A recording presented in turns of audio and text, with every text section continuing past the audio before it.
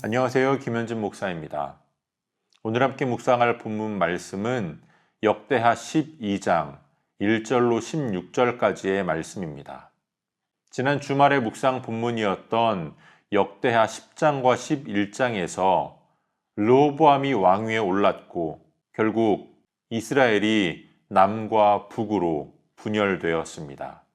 르호보암이 북이스라엘을 점령하려고 군대를 일으키지만 하나님께서 그것을 막으셨고 르호보암은 그러한 하나님의 말씀에 순종했습니다.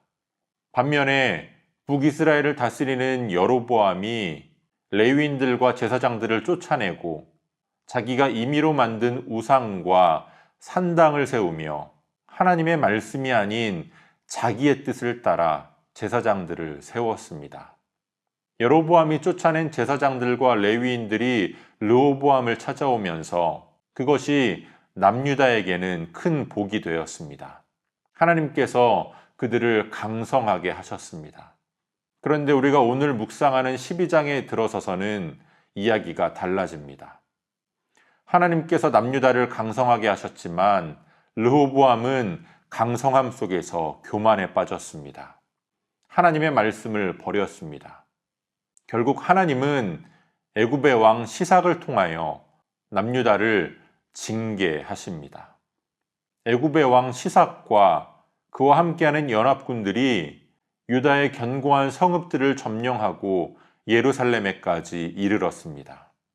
이 긴박한 상황 가운데 유다의 방백들이 한 곳에 모였고 하나님은 선지자 스마야를 통해서 너희가 나를 버렸으므로 나도 너희를 버렸다라고 선포하십니다. 그러자 방백들과 르호보암이 하나님 앞에 겸비하게 나아갑니다. 겸손하게 돌이키며 하나님 앞에 나아간 겁니다. 하나님께서 솔로몬에게 약속하셨던 것처럼 하나님은 그들의 회개를 받아주셨습니다. 하나님께서 그들의 겸비함을 보시고 멸망을 면하게 해주셨습니다. 그러나 그들이 받아야 할 징계는 남아 있었습니다. 하나님은 그들로 하여금 하나님을 섬기는 것과 세상을 섬기는 것이 어떻게 다른지를 깨닫기 원하셨습니다. 애굽 왕 시삭은 하나님의 전과 왕궁에 있는 보물들을 빼앗아 갔습니다. 솔로몬이 만든 금 방패들도 다 빼앗겼습니다. 금은 그 성질 자체가 단단하지 않기 때문에 실제 전투에서 방패로 사용할 수는 없었습니다. 그러나 솔로몬이 만든 금 방패는 왕의 의전 행렬에 사용되며 솔로몬의 영광을 나타냈습니다. 그러나 르호보암이 빼앗긴 금 방패를 놋 방패로 대체하면서 겉보기에는 비슷해 보이지만 결국 본질적 가치가 다른, 이제는 솔로몬의 영광이 지나가고 이스라엘의 영광, 남유다의 영광이 점점 사라져가고 있음을 보여줍니다. 하나님께서 르호보암의 겸비함을 보시고 그 진노를 돌이키셨고 그리고 다시 그를 강성하게 하셨습니다. 그러나 그는 이전의 실수를 똑같이 반복합니다. 하나님을 의지하고 하나님을 바라보는 그 마음을 굳게 하지 못했습니다. 다시금 하나님 앞에 악을 행했습니다. 거기에는 여러 가지가 있지만 그의 아버지 솔로몬 때부터 내려오는 신앙의 약점이 있었습니다. 르호보암의 어머니 솔로몬의 아내가 암문 사람이었던 겁니다. 그는 분명 다윗의 혈통이었지만 이방의 혈통이 섞여진 왕이었습니다. 이스라엘의 신앙이 왜 혼합주의로 빠질 수밖에 없었는가 하는 이유가 그의 어머니가 암몬 사람이었다라고 하는 13절 말씀에 어렴풋이 드러나 있습니다.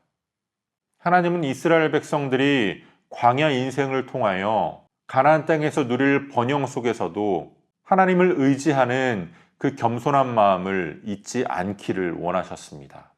그러나 하나님께서 그들에게 베푸신 번영이 그들로 하여금 하나님을 잊고 하나님을 떠나게 만들었습니다. 하나님을 떠나고 하나님의 말씀을 버리자 그들의 신앙이 이방의 신앙과 혼합되기 시작합니다.